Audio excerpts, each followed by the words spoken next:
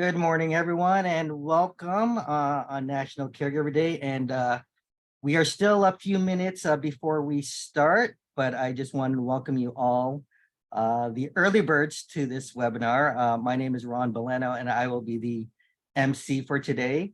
Microphones will be off for our attendees and videos, but we hope you all had a great morning over the next hour. We will start shortly in the next 2 minutes.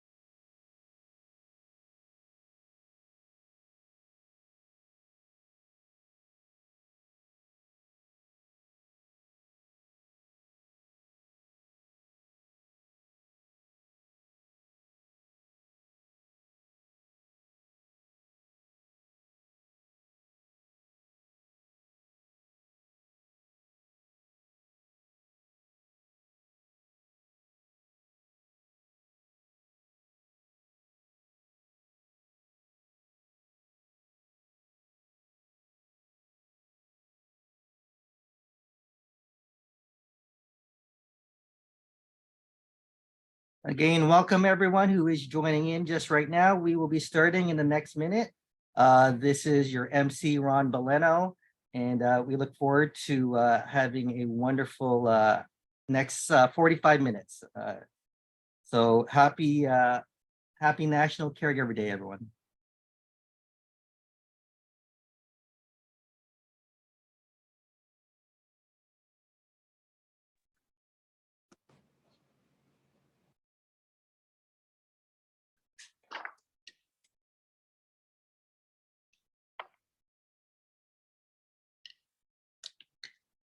Good morning.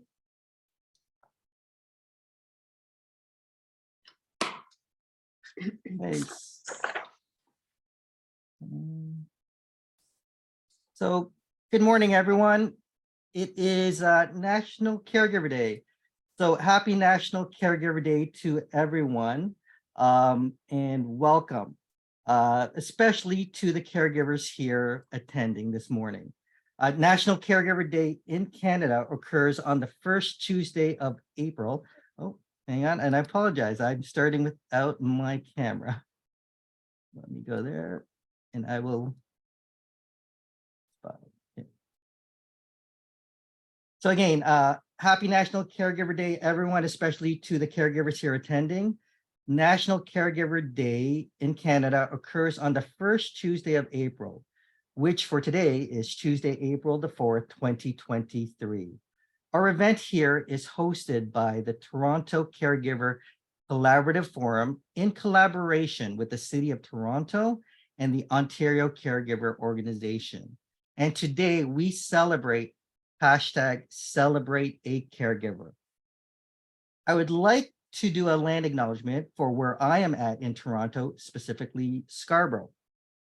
The land I am standing on today is the traditional territory of many nations, including the Mississaugas of the Credit, the Anishinaabe, the Chippewa, the Haudenosaunee, and the Wendat peoples, and is now home to many diverse First Nations, Inuit, and Métis people. I also acknowledge that Toronto is covered by Treaty 13 with the Mississaugas of the Credit and the Williams Treaty signed with the multiple Mississaugas and Chippewa bands. We invite you to take a moment to reflect on the land where you are. And if you are not familiar with that, you can visit nativeland.ca. Now, most people here are joining in the Eastern time zone, and it's 9 a.m. here in Ontario. Our event today will be approximately 45 minutes, and this event will be in English only. The live event will be followed by an opportunity for participants to access various caregiving resources through our website. The shared resources belong to organizational partners as part of the Toronto Caregiver Collaborative Forum. I will be introducing today a few caregivers, as well as Deputy Mayor Jennifer McKelvie, the CEO of the Ontario Caregiver Organization, Amy Coupal, and Sam Peck, Executive Director at Family Councils Ontario. And also importantly, we will also hear, coming up, are the personal stories of caregivers regarding their experiences and what it means to be celebrated. 4 million caregivers across Ontario provide an estimated 75% of the care in our healthcare system. They play a critical role in providing physical, emotional, and mental support to family members, partners, and friends in need. While most caregivers have a positive outlook on their experience and a sense of fulfillment, 2/3 admit they had no choice but to assume the work of caregiving. As for myself personally, I was a caregiver to my father for over 10 years, from 2007 to 2018, and he lived with a dementia, specifically Alzheimer's disease. As difficult and challenging as it was for many days, we were also blessed with the gifts and joys that come with caregiving. Many may not see it that way, but for myself, being a caregiver has been a special, rewarding experience that I am still grateful for to this day. So we will begin with a young caregiver. I will be introducing you to Samiha. Okay. So Samiha has been a young caregiver since she was 12, when her mom was diagnosed with ALS, also known as Lou Gehrig's disease. Since then, Samiha has graduated from Western University with a degree in medical sciences. Congrats, Samiha, on that there. And she is passionate about medicine and hopes to take all the lessons she has learned from being a caregiver into whatever she ends up doing in the future. She has also participated in many awareness projects for young carers, such as Hospice Toronto's Hidden Project and podcast, the Ontario Caregiver Organization's working group for the creation of Young Caregivers Connect, and she has been interviewed for the CBC about young carers. Samiha continues to support her mom and raise awareness for young caregivers whenever she can. So I'd like to introduce everyone here to Samiha to share a little bit about your story.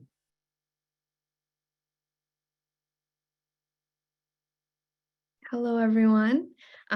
Thank you for the introduction, Ron. Thank you, everyone, for having me. It's an honor, and thank you, everyone, for taking the time out of your days to be here at this very special event. So my name is Samiha Rahman. I just turned 23 years old and recently graduated from Western University with a bachelor's of medical sciences.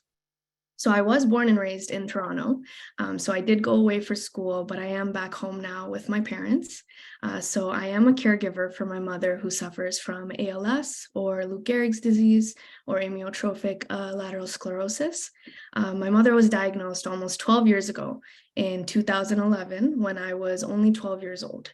So she was given a prognosis of only 2 to 5 years at that time, but thankfully she is still here with us today. So I became a caregiver at a very young age. I would come home straight from school and had responsibilities that weren't just completing homework, assignments, and regular chores, but always had to be cognizant of what my mother was doing, what she needed, and how I could help. So for example, things like feeding, drinking, using the washroom, bathing, and adjusting her position in bed is a lot of what I used to do. At this point in her ALS journey, she was using a walker at that time, which then slowly became a wheelchair, and then to being bedridden. I also have a younger sister who was only 3 years old at the time of my mother's diagnosis. So I had to make sure my younger sister was also eating, bathing, and being taken care of.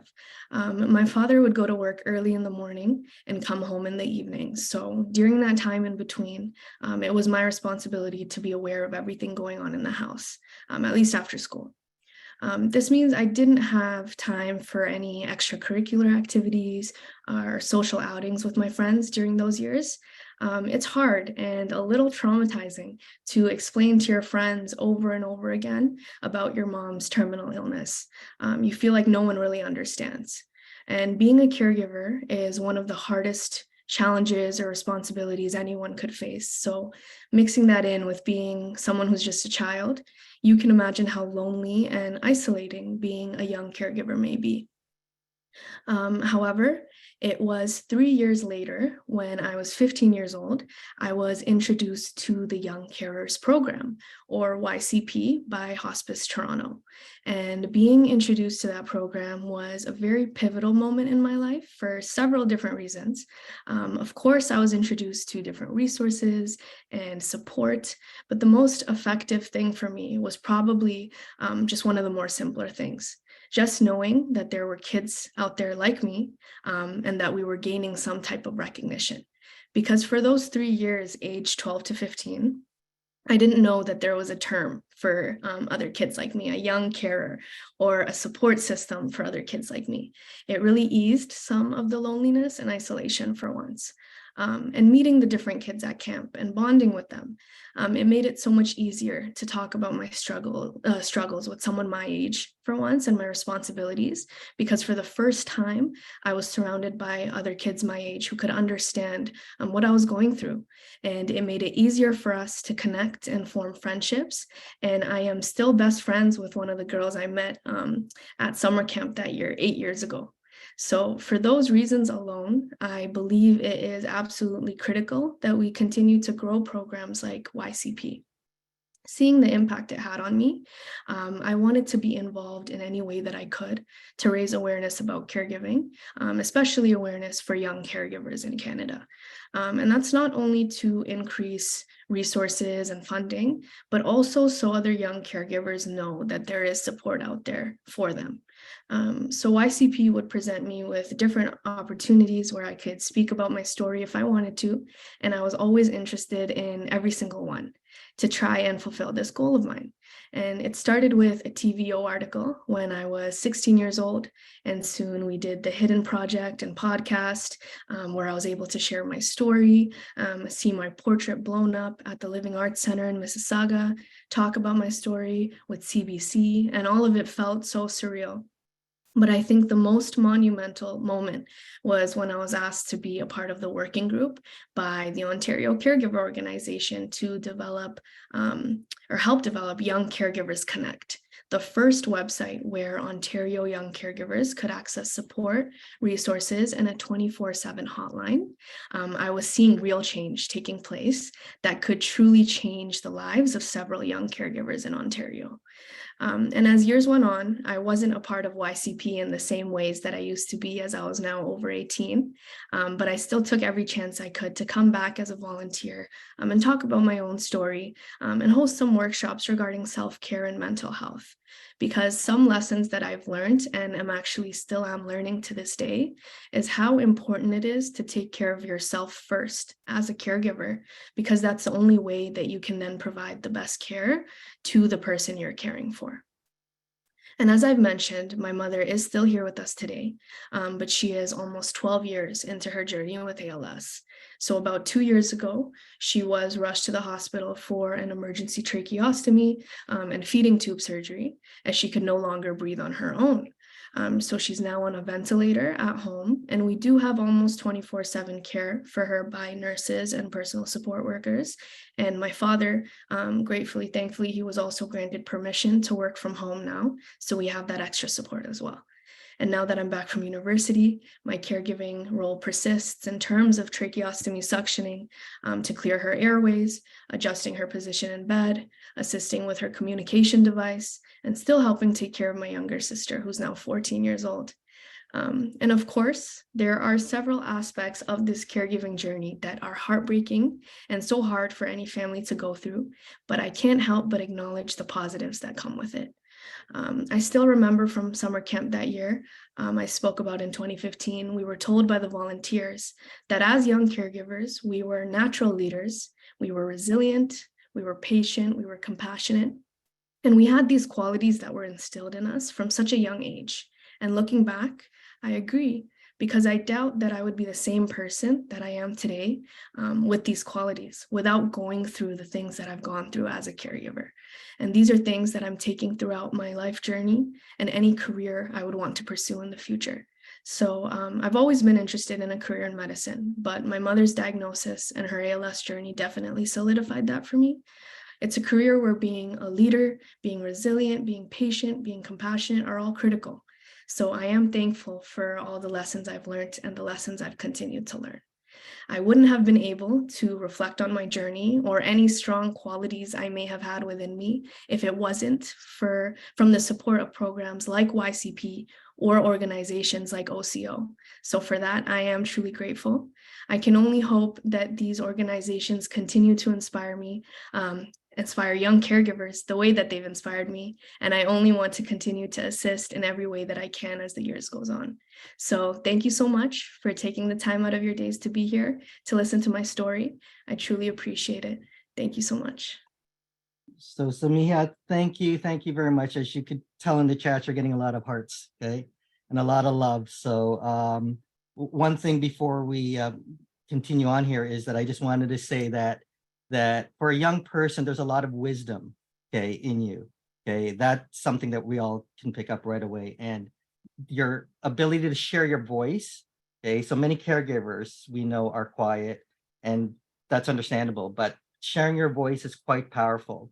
And that ability, the wisdom of saying that you're still learning, that's a great way to approach it, because everyone's still learning, even for me, after I was caregiving.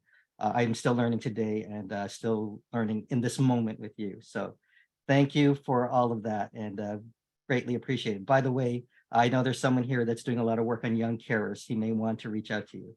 Okay, I think he's in the chat. I just realized that. So thank you very much, Samia. Thank you, Ron, and thank you everyone so much for your support. Thank you.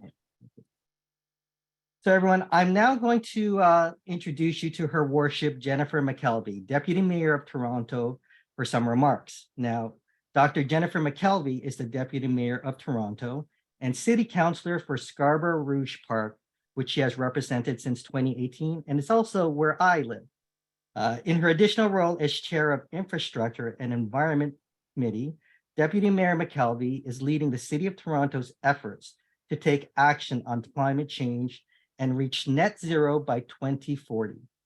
She also sits on the board for the Green Municipal Fund for the Federation of Canadian Municipalities, supporting municipalities across Canada to adopt sustainable practices. The Deputy Mayor has a long-standing record of community service.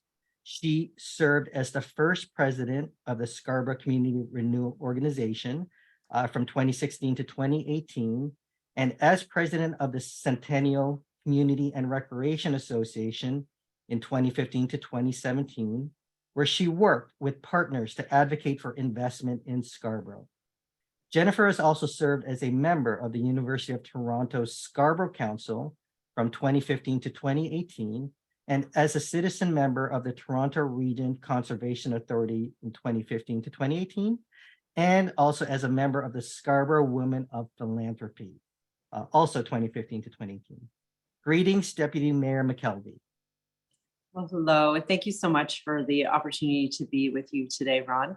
And thank you for sharing your story. And also, thank you so much to Samaya for, at the very start of this, to share her story as well, especially of being a young caregiver. It's a lot to take on, but very inspiring of how she's taken that all in stride, and is importantly sharing her story that helps give others strength as well. As Deputy Mayor, I am honored to be here today to acknowledge the critical contributions of caregivers across Toronto. And I want to start by additionally recognizing Amy Coupal, the CEO of Ontario Caregiver Organization, Sam Peck, the Executive Director of Family Councils Ontario, and I believe one of my council colleagues, James Pasternak, may be on as well, joining us today. And a big thank you to all of you for your steadfast support of family caregivers in the city. Today, in partnership with the Ontario Caregiver Association, the City of Toronto has proclaimed April 4th as Family Caregiver Day. But as we know, the work of caregivers is important every day. And there is perhaps no time this work has been more essential than over the past 3 years. The pandemic has exposed and highlighted several gaps in our social and healthcare infrastructure across Canada. And who did we turn to when our loved ones need help? It was the family caregivers. And thank you for stepping up and helping. Family caregivers include daughters and mothers, fathers and sons, aunties and uncles, and nieces and nephews, and enduring struggles, balancing jobs, and making personal sacrifices to be there for those in need. And family caregivers are the unsung heroes of our healthcare system. And in particular, women, I want to emphasize that it's women who overwhelmingly end up as family members taking on the roles, but also the men in the family. They need our support too. The challenges they face should not be carried by them alone. It is absolutely incumbent on governments to ensure that caregivers receive the adequate resources, support, and respect they deserve. So today, on behalf of Toronto residents, I want to say thank you. Thank you for your kindness. Thank you for your patience. Thank you for your compassion. Thank you for your resilience. And thank you for your unwavering support and dedication to those in need. Family caregivers continue to be there through the difficult times, day in and day out. And today on April 4th, we honor your unrelenting effort to care for those we love. Thank you. Thank you, Deputy Mayor McKelvie there. Appreciate that. So we will, just switching up here. So we will go now to Amy Coupal.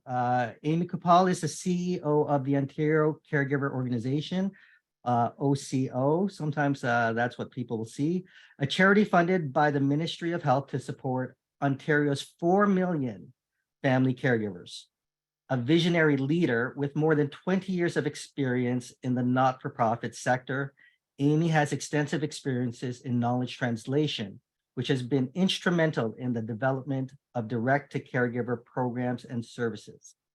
Amy works collaboratively with organizations across the healthcare sector and beyond to improve the lives of caregivers in Ontario. She has a deep understanding of the benefits and challenges associated with caregiving. And as a caregiver for most of her life, Amy helped to support her brother who had cerebral palsy. And she was also a caregiver to her mother throughout her cancer journey and now supports her father. So I'd like to welcome Amy here. And I had the good fortune to actually be in person with Amy last week after many years not seeing each other. So greetings, Amy. Hi, Ron, and good morning, everyone. I am so pleased to be here with all of you and to celebrate caregivers on National Caregiver Day. This is the work that we do at the Ontario Caregiver Organization every day, providing the support and information that caregivers need in order to continue in their caregiving journey. And as we heard from Samantha, to balance their caregiving responsibilities with everything else that's going on in their life, whether that is school or work, other family commitments that we have in the community. And so I invite everyone to visit our website at ontariocaregiver.ca. We also have our 24/7 helpline in English and French, and it is also available in 150 other languages as well. And we are here for caregivers because we know that you are here for the people that you care for in your life. And so this work, as you could tell from the information that Ron has shared, is very near and dear to me as a lifelong caregiver. And I'm really pleased today to shine a light on a caregiver today to share a little bit more about their experience. So I'll invite Keisha to come in and join us. And while she's doing that, I'll share with you that at the Ontario Caregiver Organization, we are supporting caregivers regardless of the age and stage of the person that they care for, as well as the age and stage of life of the caregiver. So everyone from young caregivers to older adults, we really are here for you wherever you are in that caregiving journey. And today is a wonderful opportunity to celebrate caregivers. So Ron, just checking that we're bringing Keisha in for a little bit of a conversation to hear a little bit about her caregiving journey. There we go. Hi, Keisha. Hello. Good morning. So I'm wondering if you can just speak a little bit about your experience caregiving for your son and tell us a little bit about that. Yeah, so my name is Keisha, and I'm a mom and a caregiver of a little boy. His name is Tristan. He's going to be 9 years old. Tristan was diagnosed with autism spectrum disorder at the age of 3.5, so just before he went to kindergarten. At that time, when we received the diagnosis, I took 6 weeks off work to dive in, to get my head to clear, to give myself some self care, to kind of, figure out what resources are out there. Um, I was assigned a social worker at the time, which made it easier for me to figure out, what do I need to apply for, how to get him a wait list. So being a mom and being a caregiver, being a caregiver is a whole different level. It's a whole different layer, I should say.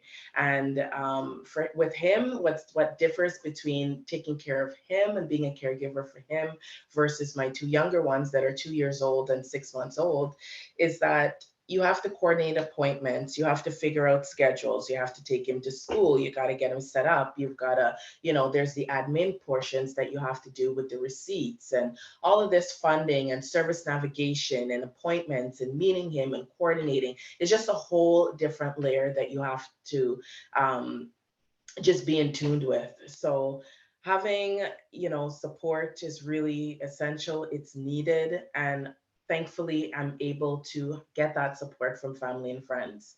So it's a lot at times. At times you're in good spirits. Sometimes it's very frustrating. Every day is absolutely different because we just don't know what Tristan's presentation may be. Some days he can have a very smooth day, and some days he can have a very rough day. And just having to support him from where he's at, and also, letting others know who he is so that they could support him better. So always connecting with the schools, connecting with social workers, connecting with the autism team. It's a lot. It's a lot for any caregiver, but at the end of the day it's rewarding because you're helping your child, you're helping others, and you're creating that team. um, Tristan currently has a team that surrounded him, team that support him, and this is just what's really warranted. So that's just my experience as a caregiver. Thank you so much. And I'm wondering what supports you want to see for caregivers when they first become or first identify as a caregiver. So for me, it was the service navigation piece, and also being in the social services field. I also hear that there's a lot of caregivers out there that don't know how to navigate the system. The system to some may be very easy, which is myself. I've been in the social services field for the last 16 years. So it was easier for me to be able to say, I remember this, or I know this person that I can go to. However, there's some families that are lost because to them, the system is very complex. Again, there's many layers.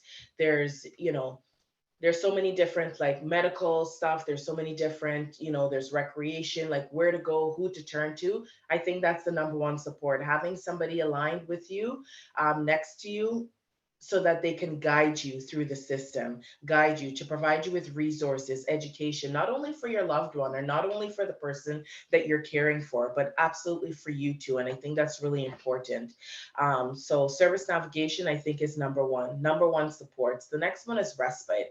Having a little one and having two other, children, it's hard. Sometimes I need a break too. So how can I get that? So again, that's me finding resources to help both myself and both my son so that, we can just make things smoother and help in our day-to-day lives.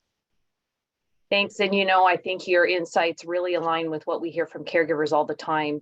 Respite is the number one thing that we hear about from caregivers in our annual Spotlight report. And that system navigation piece is a challenge for many, many caregivers. And there are resources out depending on the condition of the person that you care for that can help with that.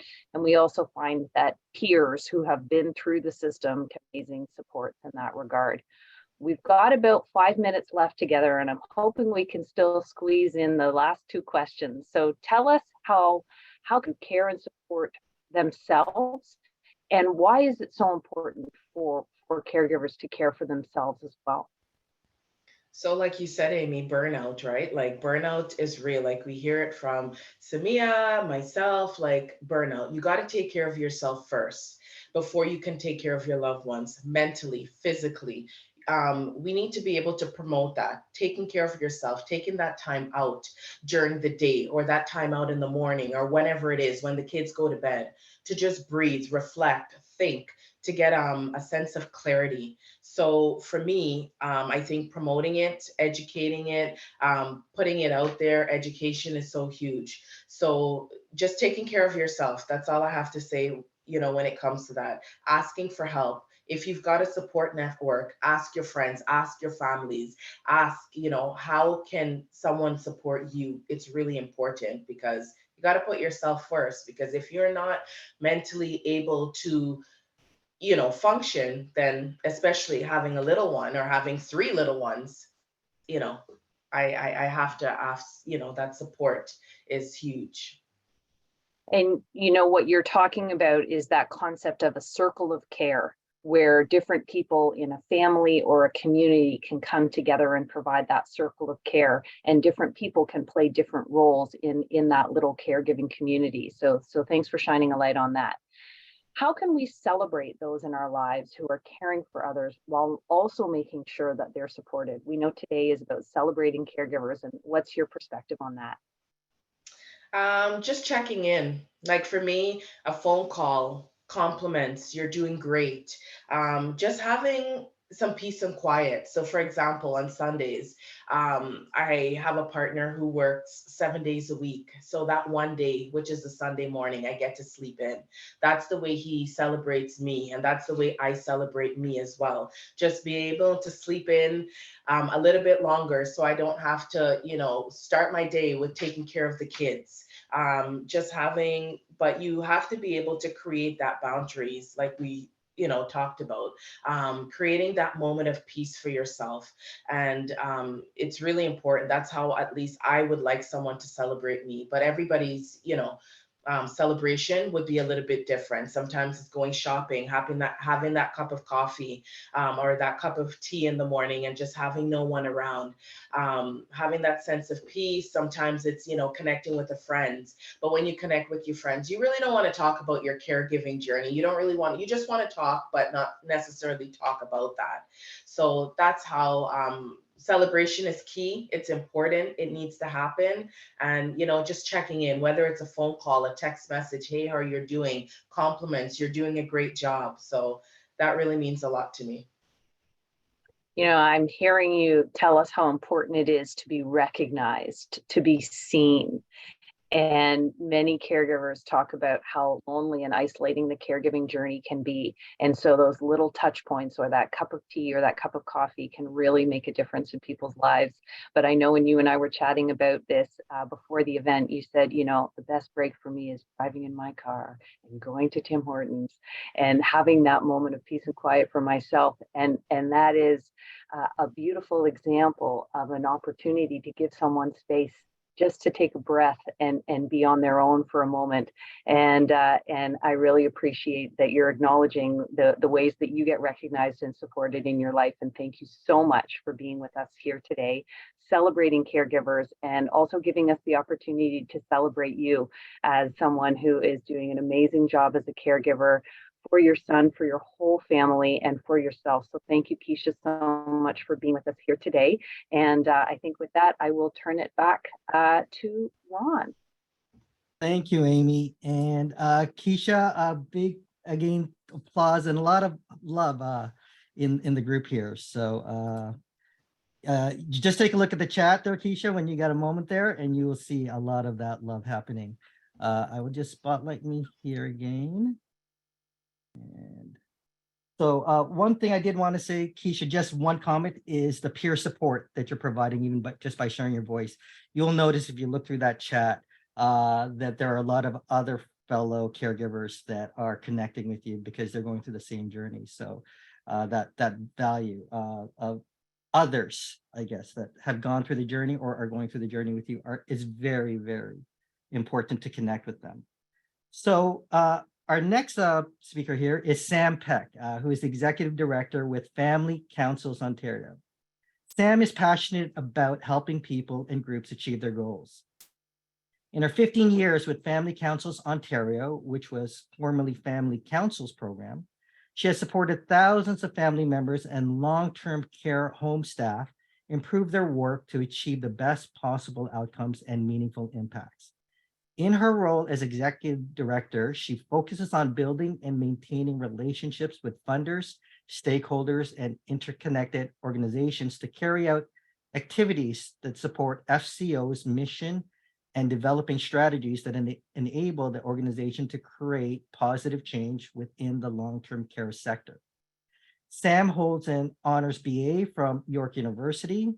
A dedicated lifelong learner, she also holds advanced client-directed case management and volunteer management postgraduate certificates from Humber College, project management certificate from the University of Toronto, a master's certificate in adult training and development from the Schulich Executive Education Center, and is currently working on a volunteer sector management certificate from Ryerson University. Sam, you are a lifelong learner. I could tell right there. In her spare time, Sam is an avid athlete, reader, volunteer, and sci-fi fan. Fun fact, she has 3 cats. Sam, welcome. Thank you so much, Ron. It is my pleasure to be here with you all today. So for those of you who don't know, Family Councils Ontario, or FCO, our mission is to lead and support families in improving quality of life in long-term care. So we help to cultivate effective family councils, advance system policy, public policy and system planning, and mobilize knowledge exchange. And of course, we do that with our partners such as OCO. So I'm very happy to be here today and to welcome to the virtual stage a dedicated caregiver herself, Linda Strom. Now, Linda is not only a dedicated caregiver for her mom for many years, but also a family council member for over 10 years, and the treasurer for the FCO board. So it's my pleasure to welcome and introduce you to Linda. Welcome, Linda. Hi, Sam. Thank you. So Linda, tell me about the person you cared for in long-term care and your experience caregiving for them. So excuse me, sorry. My mother was in long-term care for over 13 years. She passed away peacefully about 1.5 years ago. She was 101. So that was a time spent with her was phenomenal, just having that opportunity. She was very happy. She always told me she lived so long because of all the good care that she was getting. Now, I believe in quality of life, not quantity of life. That was also her viewpoint. She made that very clear to me a long time ago. So that meant I was her advocate. I had to make sure she got good care. Prior to COVID, she had moderate dementia. We didn't fare well through COVID because we couldn't go in. She didn't understand the visuals. So after COVID, when I first went in, she didn't know who I was. And that was very challenging, but what it did was it made me want to be there with her. I truly believed that with stimulation, I could reach her. So I started going in and I would sit with her and help her eat her breakfast. I would stay all morning. I would help her with her lunch, and then I would go home. And we did reach her. We got to a point where we had some really good days, really happy days. She lived 1 year longer than that. So that year was so special because I got to spend so much time with her. That's beautiful. Really just having those moments of connection are so important. So it sounds like you got some really wonderful time there towards the end. So, but how do you care for yourself? What did you find effective? Really, what does self-care as a caregiver mean to you? For me, it was spending time outside of a long-term care home with friends. So I would go for long walks with friends. I would have lunches. Self-care for me also was going for massages, having a pedicure, anything that was treating me. It just made me feel good. And you'd go back energized to go in and visit mom. My family lives in the US. So I had a very high level of confidence in the care that my mom was receiving in long-term care. So I was able to go and travel and spend time with my family in the US from a couple of weeks here or there. But I also knew that they would call me. If anything happened that needed my attention, they would call. So a lot of times I could handle it over the phone. Unfortunately, a couple of times I had to rush home, but that's what caregiving is about. You're there, even if you're far away, you can be there.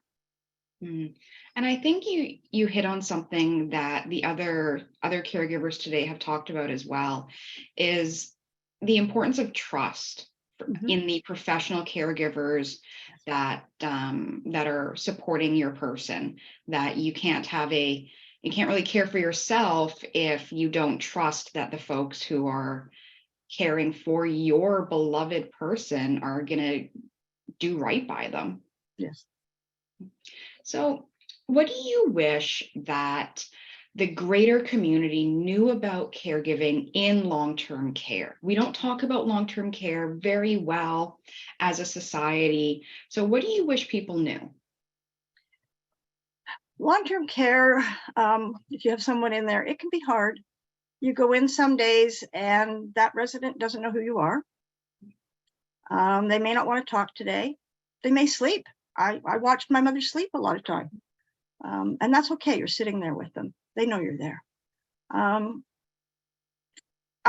Sometimes it's hard to listen to them tell you the same story over that you just answered 5 minutes ago. And it could be something very, very simple. My mother would say, is it going to rain all day? No, it's not going to rain. It's not raining yet. But that was where her mind was at that particular time. So it can be very challenging, but it's also very rewarding. You get to spend that time. I can't believe how fortunate I was to spend that year with my mom. I felt really rewarded because I did reach her. I did break through that dementia. I have some fabulous pictures of her smiling in that year. My mother, again, the stories, but their short-term memory isn't great, but the long-term memory tells you stories of when they were younger. One of my mother's favorite stories, and yes, I heard it a few times, was that in the winter, she grew up on a farm, and her father would go hook up the horses to what she called a cutter, which I believe was a sleigh, to take her to school. And that obviously was an experience that was so important to her because she told me that story. That's beautiful. I think what you've said is there's connection, that it's finding the moments of joy and meeting people where they're at. Yes. That where your mom was at that day was worrying about the rain. Yes. And that's a very human experience. And so meeting someone where they are can bring you joy, bring them joy, and can help, I guess, bolster you against the challenges. Because there are challenges, caregiving and long-term care, but there can also be immense joy. So how can we celebrate the people in our lives who are caring for others while also making sure that they're supported? What would you say from your perspective? I think it's important to speak to them, acknowledge what they're doing, ask how you can help. Is there something I can do for you to relieve your stress today? And I'm, as you can tell with my background, I'm very much a strong advocate for long-term care and family councils. In our family council, people come together. I remember one story where someone came in and said, my resident isn't talking to me today. And the lady across the table said, that's my story every day. And that person came back to our meetings regularly after that. She had been kind of hesitant. She knew she wasn't alone. And I think that's the benefit of long-term care. You do learn that you're not alone. And if I may share one story that I find absolutely rewarding from long-term care family councils. We have two ladies who came to my family council meetings every month. They didn't know each other prior to coming to the meeting. Their husbands passed away within a couple of months of each other. They have no family close to them. They talk every single night now after the news. So they made longtime friends. And that's a success story of what family councils can do for us. That's beautiful. That is a beautiful story. And the peer support is so important to support people throughout their journey and after, when their experience caregiving has come to an end in that setting. And the other speakers today have talked about that as well, is how important it is to know that you're not alone. Yeah. And to be able to connect with others who are going through the same thing you are. Details might be different, but the experience is very much the same in a lot of ways, because doing it alone is going to be that much harder. But having people that, I call it the been there, done that, got the t-shirt approach, know that people across the table from you can give support, and you can give support as well, I think is just so important. So Linda, thank you so much for sharing your story with us today about your wonderful, beloved mom. Yes, very special lady. Yes, and 101, how incredible. And for all your work with family councils over the last 10 plus years as a wonderful member of the FCO board, and for all the work that you do to support long-term care and caregiving. Thank you so much. And we'll now turn it back over to Ron. Thank you, Sam and Linda. And Linda, I just wanted to share here that that advocacy piece that you talked about, or the role of a caregiver, is to be an advocate as well. And that is huge. I'm pretty confident your mom is very grateful that she had you as an advocate throughout her journey. So yes, I'm pretty sure your mom is smiling here. So what I will do here is I need to say thank you to all of you. Thank you to everybody that's here today. First, I want to say thank you to all the speakers. We had Deputy Mayor Jennifer McKelvie, City of Toronto, to Amy Coupal, the CEO of the Ontario Caregiver Organization. You just saw right now Sam Peck, Executive Director with Family Councils Ontario, and a special heartfelt gratitude, again, that heart here, to all the caregivers that spoke and shared their story. Samantha, Keisha, and Linda. Thank you very much. I also want to acknowledge all of you who are the attendees that are in the chat or quietly listening here. Many of you are caregivers. We know that. And it is one where just taking time out of your day, if you are caregiving today, is a big deal. So we are, again, grateful for you taking the time to just celebrate hashtag National Caregiver Day today. Or actually, well, hashtag National Caregiver Day is one of it, but the other hashtag is Celebrate a Caregiver. Before we depart, I just wanted to let you know that there is a caregiver landing page that will be in the link here by ontariocaregiver.ca/caregiver day, where there are resources submitted by partners of the collaborative, the Toronto Caregiver Collaborative Forum. A few of the resources you will find, the Alzheimer's Society of Toronto, Care Elective, the National Initiative for Eating Disorders, Wood Green, East Toronto Health Partners, and Young Carers Program. Those are just a few that I'm naming. Other Toronto Caregiver Collaborative Forum organizations and links are also listed on that website. And please take a look and check it out, whether that's for yourself or for someone else. One more piece of information that was shared earlier, that the Ontario Caregiver Organization has a helpline, and we ask people to reach out if they need assistance. The number is there, that was just posted, 1-833-416-2273. That 2273 spells care, okay?